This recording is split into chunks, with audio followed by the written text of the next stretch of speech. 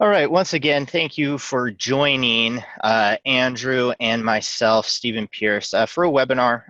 We're just going to go over some of the TruTrak updates and things along those lines, announcements, what the integration with BendixKing is looking like so far, and where you can kind of expect the TruTrak products to be going in the future here. So to introduce us here and to kind of talk about our agenda, announcements, new STCs, integration, and that's integration with BendixKing. So business-wise, how we're going to help you to buy, where you can buy, that sort of stuff. And then Andrew and I's contact information at the back end of that. So Andrew Barker, most people are going to know him, but Andrew has been an airplane nerd his entire life. He began working at TruTrak in 2000 and has owned the company since 2013. He bought TruTrak with the sole purpose of getting the Vision Autopilot certified. And so that's a huge thing, especially for BendixKing, because I mean, that's the core part of the AeroCruze product line and xCruze product line that we're bringing over from TruTrak. He's looking forward to continuing to provide the experimental and certified markets with great avionics at an affordable price. And you'll notice we are not planning as BendixKing to raise the price on the TruTrak autopilots. So with an STC for the certified, that is going to stay at $5,100, and the experimental is going to stay at $2,100. There's no plan to change that. He did join BendixKing with the illustrious new role of Vice President of Experimental and Aftermarket Sales for the Americas. And yes, he still will be wearing the cowboy hat. I can verify this because I was just at Tullahoma at the AOPA fly-in, and he had it on there for those who actually saw him. Thanks for that, Stephen. Steven Pearce is a UND graduate with a major in aviation technology management and holds a commercial multi-engine instrument rating, which, by the way, means he's a higher rated pilot than I am, just so everyone knows that. He has worked for BendixKing since 2016 and is the voice of BendixKing on the aviation forums. Produces many of the BendixKing webinars and enjoys sharing his passion for aviation. So Stephen takes, and he is the conduit for all of the feedback from the forums, except currently on Vans Air Force, because I'm still babysitting that one. But he is a great conduit there for you guys to have any questions or any issues there. He will get you your answers. Most of them he can answer on his own, but a lot of them, if there are some that he can't, then he will find out the answers for you. Absolutely. So kind of just follow up on Andrew's, what he was talking about with forums there.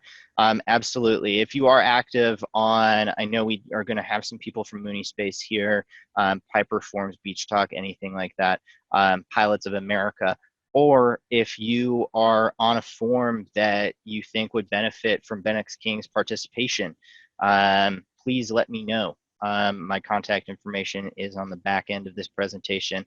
Get that written down, shoot me an email, send me a question across here, and I will definitely make sure that that happens. But in terms of this, I'm going to let Andrew get to the nitty gritty here of the G5 and Aspen interface for the xCruze series. Yeah, absolutely. So we did just announce for the, we announced FAA approval of the software for the AeroCruze 100 that allows our G5 and Aspen interface. And what we're doing is today we're going to announce, and it's kind of already out there on VAF at least, that we're going to do the same thing and transition that into the experimental side as well. The issue that we face there is the experimental hardware and the certified hardware were different. And so we've got to switch everything over to that new hardware that we have for the certified system. So it's in process right now, but in the near future, we will be able to have that out there. And so with the G5 interface, you'll be able to follow heading bugs, altitude bugs, as well as you've got the barometer pass through. So we've got altimeter sync to whatever you set in the G5 is going to pass over to the AeroCruze, xCruze products, which were Vision in the past. And on the Aspen interface, it's similar, but not exactly the same. So we've got heading bug there. What we don't get is altitude bug, but we get another advantage. We get GPS steering pass through. So you can follow a flight plan from the GPS and toggle back and forth between that and heading bug mode on the G5, or excuse me, on the Aspen itself. The Aspen also does have that altimeter sync and barometer, but it doesn't have that altitude bug. So a few advantages to each one. We're working to add more features. Aspen's got a new version of software coming out here in the near future, Q1, something like that is what they've got planned right now, and we're hoping to be able to add a little more capability there once Aspen does get that new software version out. We got a couple other neat things we're working on. I'm not going to divulge exactly what they are yet, but we got a couple of features that we're working on in the xCruze 100. Again, that was the Vision or Vision 385 from the experimental world. So we're going to test out some new concepts there. And this is kind of an opportunity for us to ask you guys if there's any features that you would like to see added into this xCruze and eventually AeroCruze product line. We want to get those questions and get those thoughts from you guys and see if we can integrate some of those neat features into this autopilot going forward. Absolutely. And moving on here, we're just going to keep this short and sweet. So new STCs on Mooney Space and the Mooney folks, I know that everybody is itching and chomping at the bit for this. So the design is really, really close to being completed. So as I post updates here, a lot of you already know that we are really nearing the design portion in terms of the servo placements and things like that to be completed. What that means now is we are working to verify that model compatibility. For anybody who doesn't know, that means that we are working on an M20E model, and so we need to verify kind of what we're doing with the design and the servo placements is going to work for the large majority of the Mooney M20 series. Now, I know we aren't going to have woodwing capabilities for the woodwing Moonies. I can let Andrew maybe talk a little bit about that, but we are hoping to bring as many of the M20 series into that as possible. So maybe can you talk a little bit about that exclusion, Andrew, for the woodwing Moonies and why that's happening? Yeah, absolutely. You kind of hit it right on the head, though. We are working right now to gather as many of the Mooney models in as we possibly can. We've got our design really completed, and the issue with the wood wing models is where the servo is going to have to mount is in the wing, and it's completely different. Doesn't mean we wouldn't eventually come back and gather those up, but as for right now, our installation design for the majority of the models won't cover those early wooden wing versions. We've also got the American Champion paperwork into the FAA. That was one that most people didn't know we were working on. And this was kind of a partnership that we did with American Champion. They did the design work on this system, on this installation, and then we worked with them on paperwork and all that sort of good stuff so we could get that into the ACO, and we're just waiting on the ACO now. Everything's done. All that paperwork is submitted. We're just on the holding pattern waiting on that final approval there. Perfect. Yeah, and so in regards to that, we should be seeing that within the next 2 to 3 weeks at this point. I do believe that paperwork was submitted last week, so FAA has 45 days to kind of review that, and we should be hearing back on that very shortly. So that's kind of a nice thing. That was a surprise, and so this is just one of those things that kind of with BendixKing leverage and things along those lines, we were able to add some of the people who do work on that paperwork, make sure that that got submitted smoothly. So that's something that's pretty cool, and something that came out of the partnership. And then the Comanche work, that's the next on the list. And Andrew, any comments there? We will be capturing, the plan right now is to capture both the single and twin Comanche, so PA-24 and PA-30 in that STC. We don't have a timeline on when we'll be doing that, but we do have a couple aircraft lined out already.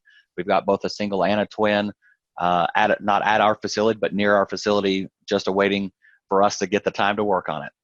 And that's the facility in Arkansas still. And this is the integration portion. And so this is how TruTrak is integrating as part of the BendixKing product line and what products we are looking to bring over. And this is, again, this is a big portion. If we have customer feedback that, we need to bring over a certain part or anything like that, please feel free to let us know, because we most definitely, with enough consumer voice, we can definitely do that. But in terms of who you can buy from, that is very open at this point. And when I say open, TruTrak and BendixKing dealers are both going to be able to sell BendixKing, and many of them will be able to sell TruTrak products, vice versa. So in terms of buying options, we're expecting your buying options to go much greater than what they previously were. So the TruTrak products have been assimilated into the BendixKing product line, specifically the AeroCruze 100 and xCruze being the vision system from TruTrak. And so those will be available through all BendixKing dealers. And you can continue to order if you had planned to order through a TruTrak dealer. And those TruTrak dealers will also now have access to other additional BendixKing upgrades. If you were looking to maybe do some additional upgrades along with your autopilot, it's now more of a one-stop shop than it was previously. And in terms of the TruTrak products that are going to be coming over to BendixKing, right now we currently have the Vision line, and the Gemini line is planning to come over as the xCruze 90. And that's the plan as of right now. And Andrew, any comments on that? No, that pretty much covers it. We've also got, of course, our automatic pitch trim that is part of that Vision autopilot that will still be available on the experimental product line. Sweet. So in terms of customer feedback or anything like that, like I said, we want feedback if there is anything that we can definitely do. So we wanted to kind of keep this short and sweet so we have a lot of time for questions. So we're going to stay on the slide to give everybody good chance to copy down email addresses for both myself and Andrew. We'll get to answering some questions live in regards to anything along those lines. And it looks like we definitely are getting some questions in. So Andrew, yeah, absolutely. So the first question I've got here is, can the G5 provide GPSS roll steering to the Vision? And the problem is, unfortunately, the G5 doesn't pass through the GPS steering. So what we do there is we'll use an external switch to be able to do that. So you'll switch the AirInc source between the G5 and the GPS source. So be it a GTN 650, a 430, an AeroNav, which is the BendixKing GPS, an Avidyne GPS, any of those things that do output GPS roll steering, those can still provide that steering to the autopilot. It's just not directly. You do have to use an external switch to choose which source is feeding to the autopilot. Let's see, we've got another one here. What is the procedure to upgrade the firmware in the Vision for the Aspen G5 interface? Where do I send it? Is there a fee? What is the turnaround time? So that depends on whether it is an experimental or a certified system at this point in time. If it is a certified system, then it is just call TruTrak and get an RMA number for that, and then we will get the unit back and do that software update. That takes us typically around a week to turn the system, just because there's quite a few coming in right now. But you can get a system sent back, and the fee associated there is just 1 hour of shop time for us to do the recalibration and things that have to happen there, plus shipping back. So it's a flat fee of $100 to do that firmware update on a certified unit. If it's an experimental unit, we have to replace everything in the autopilot. So unfortunately, it is an overhaul for the experimental unit to do that. So it'll be $700 to do that. Will we do cross ship? I'm not sure what that question means. Stephen, can you help me out here? Do you know what? Yeah, not familiar on that one myself. And so maybe person posting that one, if they can kind of elaborate on that, that would be great. But just kind of moving down the line, Yep. In terms of sharing airframes that we plan to gain STC in 2020, that is, I'm not necessarily going to say nebulous, but that is going to be something that is for surely customer driven. So if you do have an airplane that doesn't look like it's not on the path that we've defined at this point, please go ahead, and there is a point on the TruTrak website, I do believe, Andrew, where you can go ahead and email that, or for surely you can email myself or Andrew directly to voice that. But we are just in general looking for customer feedback so we can make a strong market decision on what that path forward is going to look like. Yeah, that's exactly right. That blue link is still up there at the top of the TruTrak website, and that is where we're collecting all of our data still currently to determine what the next pathways, next aircraft are. Ken, thank you for the additional information there. It depends. So if it's for a certified unit, then we're not doing that.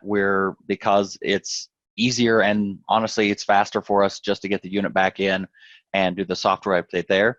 If it's for an experimental unit, then yes, we will do that because it is basically an overhaul, so it's a complete new autopilot as far as that's concerned. So we'd work with you on that if you wanted to do that.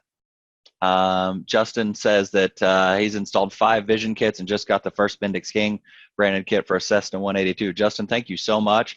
Love to see that you've done 5 and you've got your 6th install going for your TruTrak system. That is amazing. Love to see that.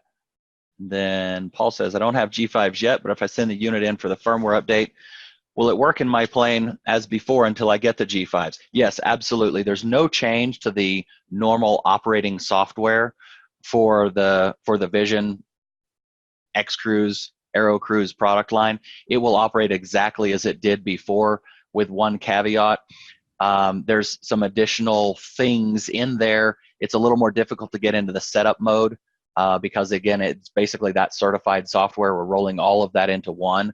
So the setup modes are a little more difficult to get into, but other than that, operationally, yes, the autopilot works exactly the same.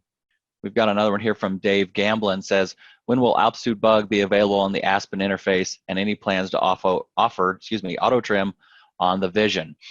Altitude Bug is something that we are working on with Aspen right now. It's not currently they don't output it digitally in the form that we're used to seeing it in, so it's not there right now, and I haven't yet seen the final version of the ICD for the G5 Aspen, for the Aspen, my goodness gracious, for the Aspen interface. So we are expecting it to be there, but I cannot guarantee it to be there. That's something that's purely on Aspen side, and I know that they're planning to add that capability. I don't know if that's coming in the very next software release. And what is the average install time from Robert for the AeroCruze 100, say on a Mooney with an existing Garmin autopilot? I don't know that we have a good number yet for the Mooney installation. We've got to do a couple of them before we can really give estimates there. Typically, I will say, if you're doing a fresh install, the majority of the installations we've designed can be achieved in around 25 to 30 hours. Now, that's not assuming that there is a 2-axis autopilot in there. If you've got to remove a 2-axis autopilot, you'll add typically somewhere around 5 to 10 hours to do that. So if you're removing a 2-axis autopilot, then I would say the estimate is probably 35 to 40 hours total to be able to do that. Can we trade in our existing units for upgrade? Depends on which units we're talking about. So yes, we do allow trade-in. So if you've got an older TruTrak autopilot, that trade-in policy will still exist. We haven't defined it all exactly, but there will still be options for trade-in of existing products. And another thing is that your existing TruTrak servos are all still good and will still work with whatever we come back with on new autopilot capabilities. We'll always be able to drive the existing TruTrak servos there. Justin says, have we received feedback on the fragile feel of the control button on the user interface? That is an area that can be improved since it is not one thing that a customer touches. It is the one thing the customer touches and does not convey robustness. We don't provide the control wheel steering button. Are you talking about on the front of the unit itself? But those buttons are unchanged and have been essentially the same for the entire life of all the TruTrak product line. But if you're talking about control wheel steering button, that's not something we actually provide with the autopilot. That's something that is provided by the shop that does that. And then Dustin says, is it possible that future G5 firmware updates will break the autopilot interface. Unfortunately, I have zero control over what Garmin decides to do in their software. So if Garmin decides to disable the heading bug and altitude bug output on the AirInc source for their system, then they could break it. They could choose to do that. It is a documented output that they have there. I wouldn't expect it to change because it is a very normal thing to output, but I absolutely have no guarantee that they won't change that. I will say the converse for Aspen. I'm 100% sure that Aspen will not purposely break the interface to interface with the Vision or AeroCruze xCruze product line. Are the Garmin GNX series going to be added as certified GPS? We actually are working right now to get that confirmation done. We have an installer working on that as we speak. I expect to have that data back here in the next week or so. I have a customer that is flying the 175, I believe, and I'm waiting on the completion of the GPS document to come back on that. But yes, we expect both of those to work. I have anecdotal evidence that they work acceptably, but we have not tested one in our shop, so we haven't added them to the approved GPS list at this time. The software updated, is there additional wiring that must be installed? Yes, there is additional wiring. Now there's not if you don't have an interface to a G5 or an Aspen, but if you are interfacing with a G5 or the Aspen, yes, you'll have to add 2 AirInc wires, and again, you'll have to add that source select switch so that you can choose whether the autopilot is following the output, the AirInc output from the G5 Aspen or from the GPS that's in the aircraft. How about Flight Director for Aspen E5? Flight Director is something that we have talked about doing. It's not currently implemented, and I will tell you it's not currently on the short list of features to be implemented there, but it is something that we have spoken with them at length about adding, and so it is a very good possibility. I can't guarantee it at this time, but it is a very good possibility. Will all of the BK branded units have the software update applied? If not, will we have any way to identify if the software has been updated? So the answer is, from a certified autopilot standpoint, yes, I believe that is accurate, at least moving forward. There's a few BK branded products out there that probably don't have the what we call PV40 software. And in the experimental side, yes, once a BK branded experimental autopilot comes out, I do believe those will all have the latest version of hardware and software. Yes, that would be correct. And then any plans to offer IAS Select on the Vision series or AeroCruze at this point? The answer would be we are definitely looking for market feedback on things along those lines. That is, from my understanding, something that we can push through as a software-driven update. So if that is something that people are looking for, please comment, refer to me on the forums, talk to Andrew, and we'll make sure something like that gets in the democracy that we live in. If we have enough votes, we'll make sure it gets done. Okay, when, not if, I install the STC TruTrak in my vintage Mooney with no integration, just gyros, no G5, Aspen, etc., what, if any, follow-on maintenance or upgrades are required, or can I install and fly it for 20 years in regular maintenance? So that's a good question.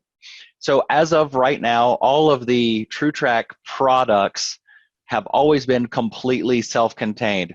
We do not require integration with any gyros or solid state or analog or turn-in banks or anything like that. All of the gyros are solid state rate gyros built into the autopilot itself. So your AeroCruze autopilot is virtually a standalone autopilot. What it doesn't have the capability to do there is, unless it's interfaced with a GPS, it doesn't have the ability to follow those flight plans in that selected track in the GPS. So it would be a bank angle only, a wing leveler type autopilot in the roll axis. The pitch axis would still, of course, have altitude select and vertical speed climb descent capability. But so follow-on maintenance and upgrades, there are none really. There will be maintenance required on servos, of course, and I can't guarantee that something won't break on an autopilot controller. But I will say that in the 19 years that I have been at TruTrak, there are still lots and lots of servos that have been out there operating without coming back in that 19 years. Now, some of them do eventually come back because they need to be overhauled. You know, obviously, the more you fly a servo, the more wear there is going to be on it. You know, we'll get servos back that actually I personally built on occasion. So yes, there is some maintenance required, but it's not going to require ongoing software updates or anything like that. The software updates are typically only done when we add new interfaces to new products. Now, occasionally we'll also release some of those with some bug fixes and stuff like that if we run across something we don't like the way the autopilot's performing in a certain situation or something like that. But generally speaking, once we have a defined set of software out there, there's no additional requirements to be done there. Unlike your GPS and things like that, where you've got continuous nav database updates and stuff like that. Lloyd says, when is the Mooney STC expected to be cleared by the FAA, and where are the servo placement positions in the Mooney? That's kind of speaking for the FAA there, and I get in trouble when I do that. So as soon as they possibly can, because they're tired of getting the phone calls about TruTrak STCs and things like that. But the reality is we're moving really quick, as quickly as we can on that. I really expect the Mooney STC to be shipping in the fourth quarter of this year. If we get it in time, we should have all of the backlog even taken care of in the fourth quarter of this year. I can't guarantee that. That does depend on FAA workload and things that are out of my control. Servo placement, honestly, complete honesty, I don't have all of that data stored in my brain. I know the roll servo goes in the wing, and I believe the pitch servo goes under the floor on the belly of the aircraft, but I can't tell you exact locations at this point in time. Any chance of making the unit larger to fit in the standard radio stack, or make it easier to view? So we have an adapter plate that we can include with the flat pack version of the AeroCruze and xCruze autopilot that makes it fit a radio stack width, but we don't currently have any plans to adjust the packaging or size of the unit or change the display size or any of that sort of stuff. So that's at least currently. I won't guarantee what the future holds, but we do have an adapter, like I said, and in that adapter there's actually an additional hole for the emergency level button, so that can be mounted right there next to the autopilot. Makes for a pretty neat installation. Any thoughts towards an oral annunciator like Dynon Skyview? So we currently have that in some of our higher end products. It's not something that we've considered adding to the AeroCruze xCruze product line. Again, doesn't mean it's an impossibility. If that's a feature that folks would like to see, then we would definitely be open to that feedback and love to look at the possibility to add some capability there. Justin says, I'm talking about the button on the face of the control unit, the main rotary dial button. Okay, so the encoder knob on the front of the autopilot is not something we have a lot of control over. It's an off-the-shelf product that we buy. We actually buy the highest detent and highest click torque available in that model that we can. We have recently, I will say fairly recently, gone to that highest level one. It wasn't always the highest level, but unfortunately there's not a whole lot I can do about that. Let's see here, how about flight director for AFS EFIS? That's a good question that we'd probably want to talk about with Rob Hickman. That's something we could certainly do, and depending on whether Rob wanted to work that interface with us, we would certainly be open to doing that in the experimental product line. Do we have a chance to buy certified autopilots in Europe and get them installed with EASA certification? We are working on EASA and other validations. We don't have those completed at this time, but it's something actually a really big benefit for me at TruTrak. That's a huge benefit to partnering with BendixKing, is that there's resources and knowledge bases there on certification and validation in those countries and regions that I don't have. So yes, we are actively working on that. That is a project that is in process. Any plan or time frame to remove the no coupled procedure limitations? We are looking at those possibilities, absolutely. And we're also looking at how we might be able to change the altitude restriction that we currently have on the autopilot. So yes, we are working to make the autopilot more capable over time. Absolutely. Is the Gemini version certified? No, the anything that is an X in the BendixKing product line, like xCruze or XView Touch, is the experimental, or X Point is the engine monitor. So those are all the experimental versions of those products. So no, the Gemini autopilot is not certified. It is currently an experimental only product. Steve Sokol says, for what it's worth, he would be interested in adding flight director capability to his product. Steve Sokol, and I can't remember the name of Steve's product. I apologize for that, Steve, but Steve makes an Adahars box and an iPad interface control module that gives you complete capability of, a complete glass cockpit with a very, very low cost, very minimal intrusion into the cockpit and panel area. And he's developing a wonderful interface to the Vision autopilot so that you can fully control it through the iPad, essentially. Flight View. Thanks, Steve. There you go. Will the TruTrak work with legacy HSIs? Unfortunately, we don't have an analog interface for the NSD 360 at this time. We had that in some of our older product lines, but we don't currently have that because it is a digital-only autopilot. We don't accept analog inputs right now.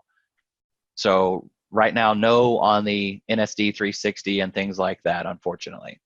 And if anyone has other questions, feel free to email either Steven or myself. We're happy to answer those questions and get you guys any help that you are, that you may need, whether it's questions or upgrades or purchasing questions or where's the dealer nearest me. So all of that information we'd be happy to help with. Absolutely. Here we go. Social media presence of TruTrak. So that is actually a great question, Paul. In regards to social media, most of the social media from TruTrak will be actually transitioning over to BendixKing. But the good thing about that, the same person who did TruTrak social media is now on board with BendixKing. So you will see that content to have a very similar look and feel.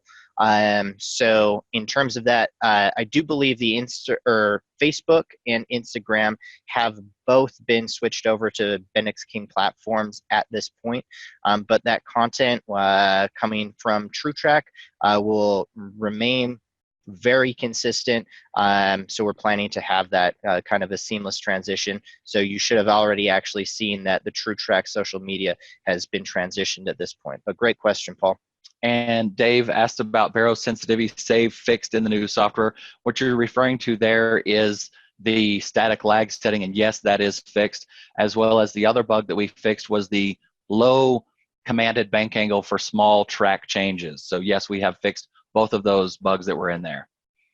And then Justin Dick says, is the controller software universal on the Vision BK certified units? This will be useful for troubleshooting if they can be interchanged between a PA 32 and 28. The autopilot is exactly the same. The autopilot controller, I will say, is exactly the same, no matter whether it's a PA 32 or a 172 or a 182. They're all exactly the same. It's just different settings that are entered into the autopilot there. So yes, you will absolutely be able to remove from one aircraft and slide it into another if you are doing some troubleshooting and stuff like that. Good question, Justin. Thank you.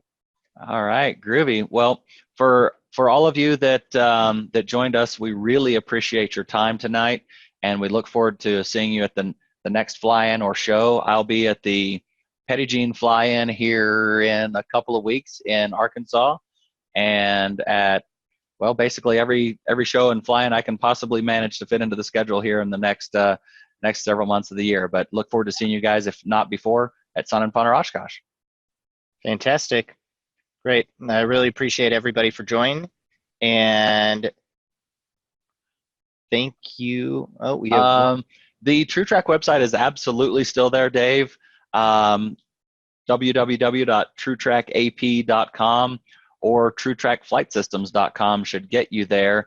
It absolutely should still be there, and even when that page is not maintained, then it's going to point you to the exact same information on the BendixKing website. Obviously, we do not want you guys to lose your capability of finding the information that you need, things like users manuals and stuff like that. Those will be maintained currently in both places. Long term will be maintained on the BendixKing website, but yes, absolutely, TruTrak website should still be there. Make me gonna go double check it now. Fantastic. And yeah, Dave, just so you are aware, most of those manuals are already transferred over to BendixKing. So if you are having trouble finding something, please let myself know so I can make sure that that gets transitioned smoothly. I appreciate it. All right. Once again, thank you all for joining us today. Look forward to answering your questions and seeing you guys again. Cool. Thanks.